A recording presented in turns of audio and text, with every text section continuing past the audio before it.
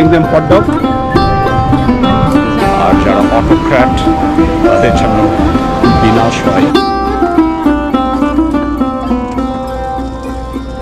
প্রবাসের টিকিটাকি আরও একটা পর্বে স্বাগত সেন্ট্রাল পার্ক নিউ ইয়র্ক থেকে। তো আজকে আমরা এসেছি এই সেন্ট্রাল পার্ক ঘুরতে। আজকে 4th of July আমেরিকার স্বাধীনতার দিন। সেই স্বাধীনতা দিবসে আমরা নিউ ইয়র্ক সিটিতে এসেছি, আমার মেয়ের অ্যাপার্টমেন্টের ওখানে আছি। তো একটু ঘুরতে বেরিয়েছিলাম, ঘুরতে ঘুরতে চলে এসেছি সেন্ট্রাল পার্কে।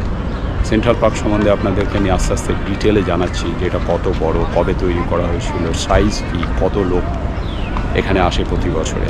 তো সঙ্গে থাকবেন, আশা করছি আজকের এই পর্ব আপনাদের শেষ পর্যন্ত দেখবেন। এই যে দেখছেন এখানে সাইকেল রিক্সো, এরা বলে হ্যান্ডসাম ক্যাব। এই সাইকেল রিক্সো করে কিন্তু এই সেন্ট্রাল পার্কের ভেতরে ঢোকা যায়। এটা হচ্ছে সেন্ট্রাল পার্কের এন্ট্রেন্স। এইগুলো হচ্ছে রিক্সো, মানে একদম একটু মডার্ন স্টাইলের রিক্সা আর কি। এই রিক্সো করে সেন্ট্রাল পার্কে ঘোরায়। এর রেট কিন্তু প্রচণ্ড বেশি। এরা বলছে যে প্রত্যেক জনের মানে 3 জনে নিলে $150 1 ঘন্টা মতো ঘোরাবে। আর বার্গেন করা যায় হয়তো, কিন্তু এখানে অনেক বেশি দাম চাইছে। হয়তো খুব বেশি হলে ওই 30-40 টাকাতে রাজি হয়ে যাবে পারে, মানে $40 হয়তো রাজি হয়ে যাবে। বাট আমরা আগে সেন্ট্রাল পার্ক দেখেছি, সেজন্য এটা খুব একটা দরকার নেই। বাট এই অপশানটা অ্যাভেলেবল। এছাড়া এখানে সাইকেল ভাড়াও পাওয়া যায়, যদি কেউ সাইকেল নেয় সাইকেলের ভাড়াও আছে, সাইকেল নিয়ে যেতে পারে। তো আমরা ঢুকছি এখন সেন্ট্রাল পার্কের ভিতরে।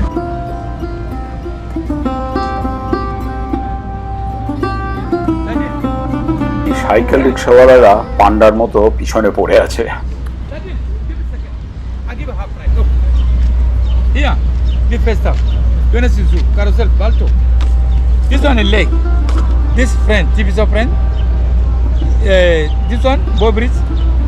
This also on the land. Give you this water. Actually, we visited here before, so it's not. How much is charging? So $40. Yeah, for the okay. So আমরা ইভেনচুয়ালি একটা ওই রিক্সা ভাড়াই করে ফেললাম। $40 নেবে 1 ঘন্টায়। বললাম না এখানে বার্গেন করতে হয়। বাঙালি যেখানেই যায় সেখানেই বার্গেন করে। তো এবার আমরা নেব ওই রাইডটা। Okay, my name Fufan. Haku Fufan. Fufan? Yeah, Okay. from West Africa, Mali. Okay, Mali. So how long you are? Here, America. Yeah. Almost 33 years. 33 years. I come in 91. Oh, came in 91. Yes. Yeah, even before me. Okay. Yeah. So You have been here. This is job. I'm here 14 years. 14 years. Yeah, 2010. Do you what is the best season? This is the best season. No, summer? this best is. And for during COVID, how was it? How was this Yeah, going? because around COVID, 2 years, nobody work. We sleep at home. Yes. Okay. This is the time you start and end. I come 9 o'clock. I finish 6 o'clock. 6 o'clock. Okay.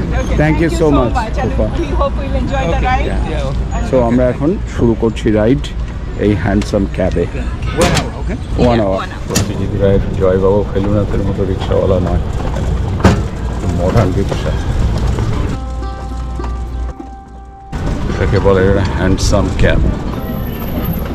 এবং আমরা সেই handsome ক্যাবে চড়ে চলেছি of course Benaras নয়, আমরা চলেছি new York সিটির সেন্ট্রাল পার্ক ঘুরতে। আমি ভেবেছিলাম যে ঘোড়ার রাইড বন্ধ হয়ে গেছে, কিন্তু এখানে ঘোড়াও আছে, ঘোড়াও চড়া যায়। এই সেন্ট্রাল পার্ক হচ্ছে 843 একর জায়গার উপরে। It's a man-made park. 1858 সালে এই পার্ক তৈরির কাজ শুরু হয় এবং শেষ হয়েছিল 1876 সালে। এখানে প্রায় 4 কোটি 2 লক্ষ লোক প্রতি বছর আসে। এটাই পিক সিজন বেড়ানোর জন্য।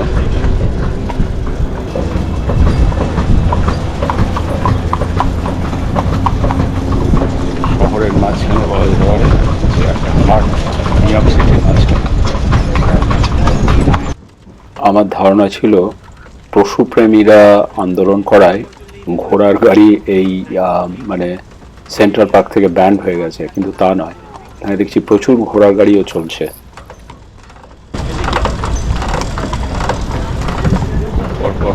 ঘোড়ার গাড়ি, আর এই ঘোড়ার কোচওয়ানরাই হচ্ছে গাইড। মোটামুটি যে এলাকার পাশ দিয়ে যাচ্ছে সেন্ট্রাল পার্ক সম্বন্ধে তার একটু একটু বর্ণনা দিচ্ছে। আমাদের রিক্সাওয়ালাও করছে। তো ডিলটা হচ্ছে এরকম, আমাদের তো বললো যে 1 ঘন্টার ট্যুর দেবে। তো যেটা করবে সেটা হচ্ছে যে যেখানে সেন্ট্রাল পার্কের মধ্যে যেখানে মেন অ্যাট্রাকশন আছে সেখানে গিয়ে রিক্সাটা থামিয়ে দেবে, দিয়ে বলবে যে আপনি ওখান থেকে ঘুরে টুরে আসুন, এসে আবার রিক্সায় চড়বেন, এবং এই ঘোরার সময়টাও ওই 1 ঘন্টার মধ্যেই ইনক্লুডেড।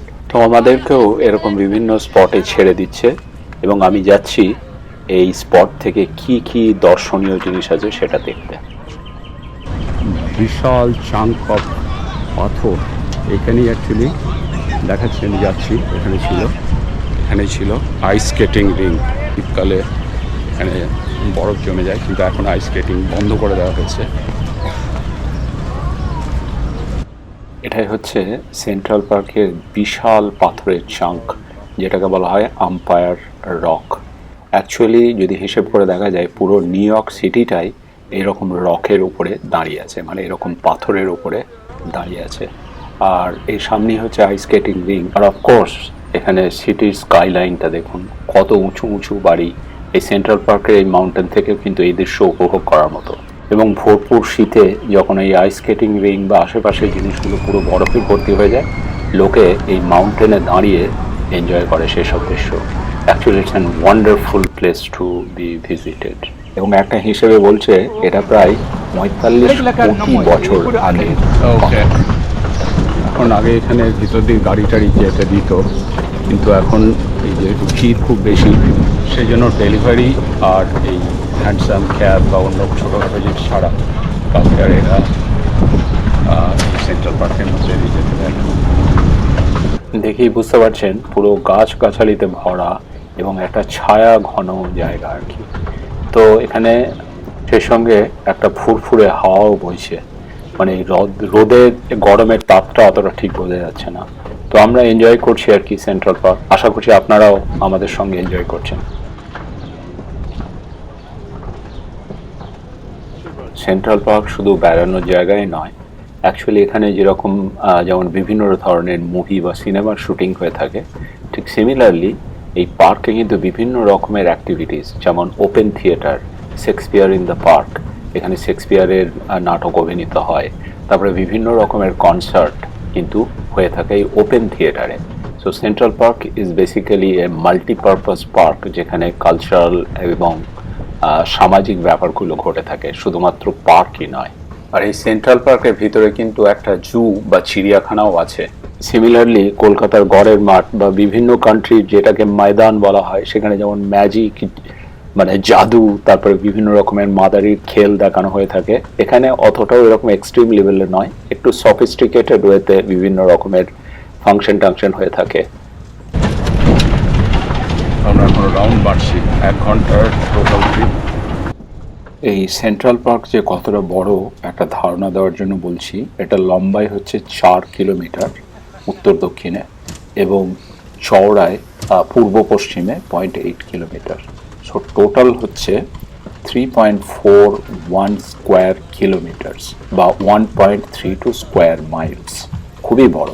আর এই সেন্ট্রাল পার্কের বিশালতার কথায় যখন উঠলো, তখন কলকাতা ময়দান বা ঢাকা রমনা পার্কের সঙ্গে একটু তুলনা করা যায়। কলকাতার ময়দান কিন্তু সেন্ট্রাল পার্কের থেকে বড়।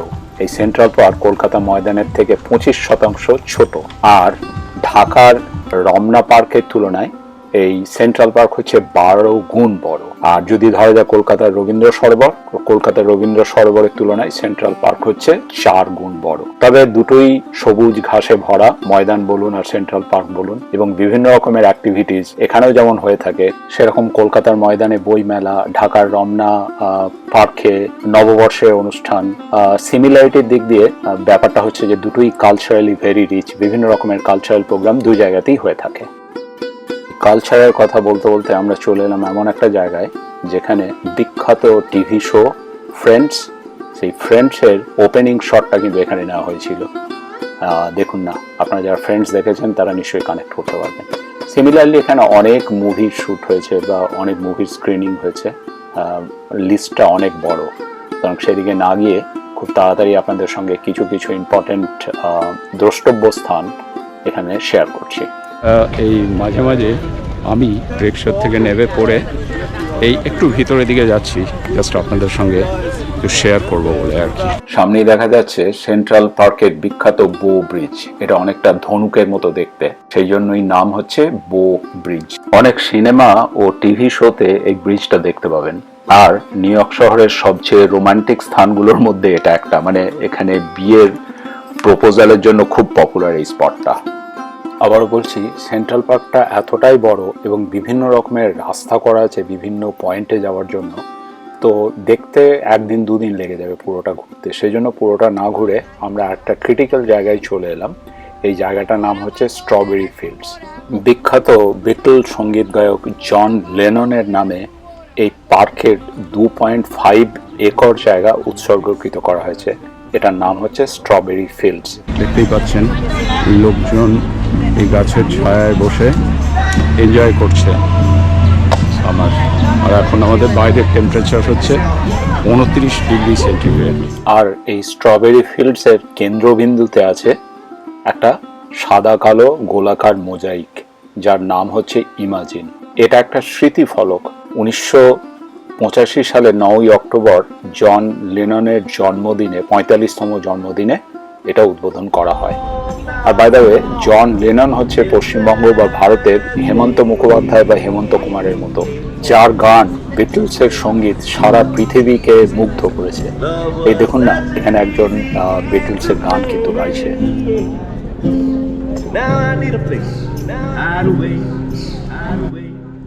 তো ইমাজিন স্পটেই জন লেনন স্ট্রবেরি ফরএভার গানটা গিয়েছিল। এই সামনে যে বিল্ডিংটা দেখছেন, এই বিল্ডিংয়েই কিন্তু জন লেনন থাকতেন তার মৃত্যুর আগে পর্যন্ত। বাই দ্য ওয়ে, এক আততায়ী তাকে গুলি করে হত্যা করে।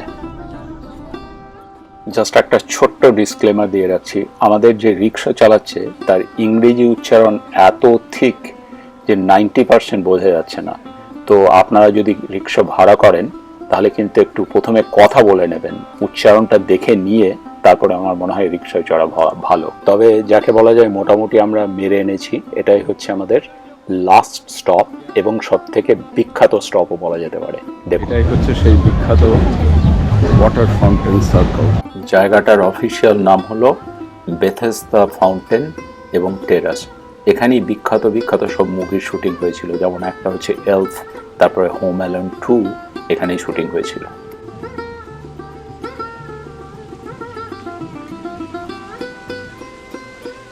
হাজার হাজার লোকের ভিড় আজকে। আজকে যেহেতু ছুটির দিন আর ওয়েদারটাও খুব ভালো, খুব একটা রোদও নেই, তাই যেহেতু ফ্রি এন্ট্রান্স, সেই জন্য প্রচুর লোকে আসে। আর নিউ ইয়র্কাররা তো, যারা নিউ ইয়র্কে বাস করে তারা তো যে কোনো সময় পেরিয়ে এখানে চলে আসে। এই লেকের ধারে এত লোক কেন দাঁড়িয়ে আছে, গিয়ে দেখি তো, ইন্টারেস্টিং কিছু একটা হবে নিশ্চয়ই। দেখি কেউ মাছ পাচ্ছে কিনা। ও মাই গড, হচ্ছে কচ্ছপ।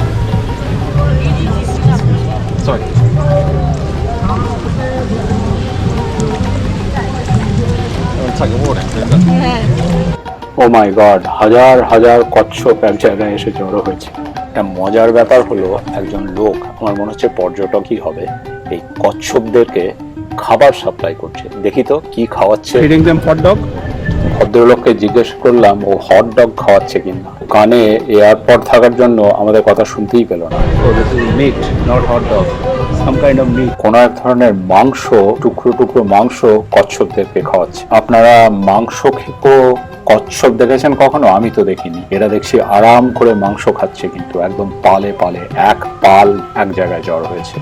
এই লেকটা বা হ্রদটা প্রায় 20 একর জায়গার উপরে তৈরি এবং এটা মানুষের তৈরি একটা জলাশয় থেকে।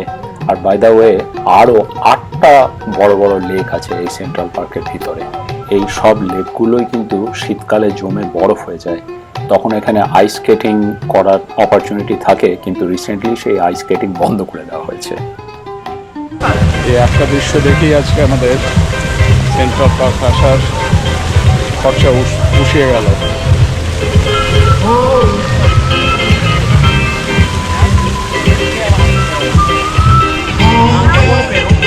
আর সব পার্কের মতো এখানেও গান বাজানো হয়ে থাকে। এদের ছোট্ট একটা প্যাকেটও আছে, তার সঙ্গে একটা বারকোড দেওয়া, তার মানে যদি কেউ ডোনেট করে বা পয়সা দেয় সেটা কালেক্ট করার জন্য। তো এই ছিল আমাদের সেন্ট্রাল পার্কের ট্রিপ। মোটামুটি আমরা 45 মিনিট এই রিক্সায় ঘুরেছি, তারপরে নিজেরা ছিলাম প্রায় ঘন্টা দেড়েক। তো আশা করছি আজকের পর্ব আপনাদের ভালো লেগেছে। যদি ভালো লেগে থাকে তাহলে লাইক, শেয়ার এবং সাবস্ক্রাইব করতে ভুলবেন না। ধন্যবাদ। আবারও জানাই হ্যাপি 4th অফ জুলাই। পৃথিবীতে স্বাধীনতা ফিরে আসুক, বাক স্বাধীনতা ফিরে আসুক, আর যারা অটোক্র্যাট তাদের যেন বিনাশ হয়। সুস্থ থাকবেন, ভালো থাকবেন। ওকে, থ্যাংক ইউ সো মাচ। এদিকে প্রায় 1.5 ঘন্টা হাঁটার পর বা ঘোরার পরে খিদেতে আমাদের পেট চুঁই চুঁই করছে। তো চলেছি একটা রেস্টুরেন্টের সন্ধানে। যাই হোক, আজকের পর্ব এখানেই শেষ করলাম। এই পর্ব যদি ভালো লেগে থাকে তাহলে একটা লাইক, শেয়ার এবং সাবস্ক্রাইব করবেন। ধন্যবাদ। তো অবশেষে আমরা একটা টার্কিশ রেস্টুরেন্ট খুঁজে পেলাম। রেস্টুরেন্টে কি খেলাম দেখাচ্ছি আপনাদের বোনাস সেকশনে। বেশি বড় নয়, খুব ছোট্ট করে। এটাকে একদম সোজা বাংলায় বলা যায় কিমার চপ, কিন্তু এই ক্রাস্টটা হচ্ছে যে হুইটের, গমের তৈরি, বেসনের ঠিক নয়। খেতে খুবই ভালো। সেই সঙ্গে আমরা অর্ডার দিয়েছিলাম আদানা কাবাব আর ডোনার কাবাব। যেটা আগেও বলেছি, ইস্তাম্বুল ঘুরে আসার পর আমাদের টার্কিশ খাবারের প্রতি সাংঘাতিক দুর্বলতা জন্মে গেছে। সেই জন্য যখনই অপরচুনিটি পাই আর যদি টার্কিশ রেস্টুরেন্ট থাকে তাহলে আমরা ঢুকে পড়ি। তো আজকের পর্ব এখানেই ফাইনালি শেষ করলাম। ভালো থাকবেন, সুস্থ থাকবেন। এর মধ্যে আছে lamb Adana kebab, rice, salad, cooking. Typical Turkish খাবার।